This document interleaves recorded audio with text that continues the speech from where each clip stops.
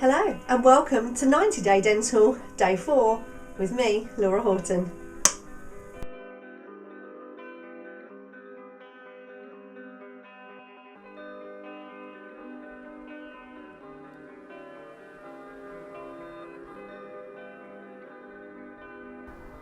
Welcome back to 90 Day Dental Day 4. On this beautiful day, apparently it's meant to be one of the nicest Easters we've ever had since records began. Got to try and make the most of it somehow, even in the circumstances. Today's speaker, Laura, I met about 8 years ago on her treatment coordination course, which really struck a chord and changed the entire way we do treatment coordination at my practice, and also the way that I run a lot of my consultations. It's very rare for a course to completely change your dynamics as much as this course did for me. So it was a real privilege to be able to convince her to be able to come on and speak to us. And today's topic in particular on personality profiling is a really, really important one. So let's enjoy it together. Hi, I'm Laura Horton from Horton Consulting, a business born out of a love of dentistry. I started my career as a dental nurse, which is something I'm so proud of. The core of our business has and always will be developing teams and developing patient experiences to really allow your practice to flourish and to be able to change patients' perception of dentistry into something really, really positive. Now today I'm going to be talking to you about personality types of patients in the patient assessment essentially.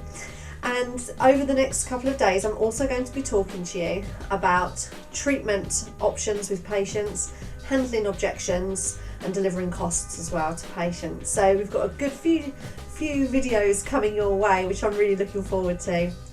So personality profiling then. There's so many different systems out there.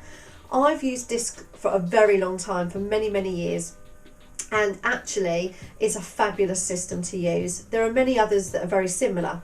Now on my website, which is horton-consulting.com, I've got a webinar on DISC, and that's for the patients and also for your team as well. You might find it quite useful.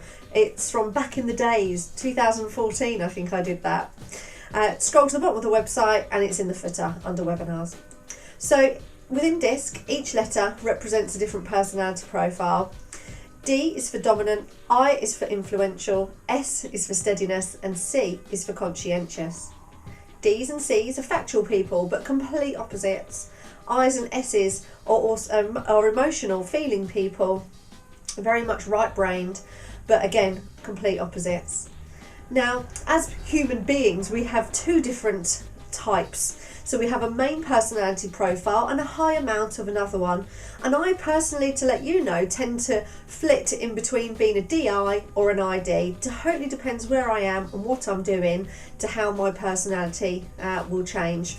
And the communication that I'd like from the people I'm with will change as well. Ds are factual, as I've said, but they like you to get straight to the point. They don't like long-winded explanations. They always know what they want as well. I personally think they're great patients, but you do have to look out when it comes to explaining risks associated to treatment and alternative options. You do need to watch there, and you do need to make sure patients are actively listening, asking you questions to clarify understanding, because D's just ready just to fly and book in. I's are very aesthetically motivated, so again they can get quite excited about treatment solutions that you have for them, and again you need to make sure that they're actively listening and understanding and acknowledging risks associated to treatment and alternative options as well. S is another wonderful group of patients. You don't get many as new patients unless you're a referral practice, but S characters are very loyal, so you may have patients that have moved really far away, but still they take a whole day out of their life once every 6 months to come to see you at the dentist and to have a hygienist appointment as well. That's an S character.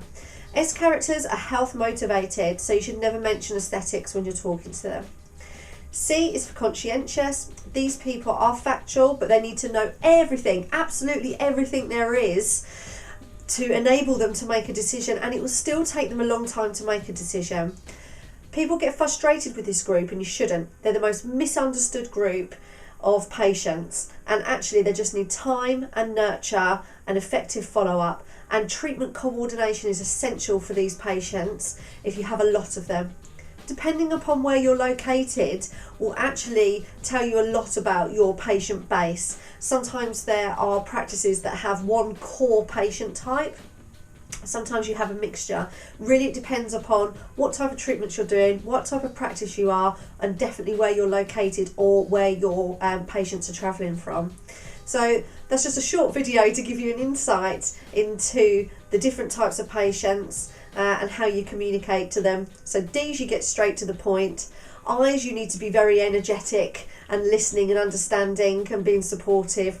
S's, again, listening, calm, only discuss health benefits. And C's, answer all their questions and give them the time that they need. I hope that helps. Personality profiling was huge for me because it taught me that some of my patients genuinely need the time to be able to process the information, and it wasn't just an excuse that they used to use. Laura will be back with us tomorrow, which I'm really looking forward to, but also in a few days' time we have Shaz Mimon joining us as well in a session that should be very exciting. See you soon.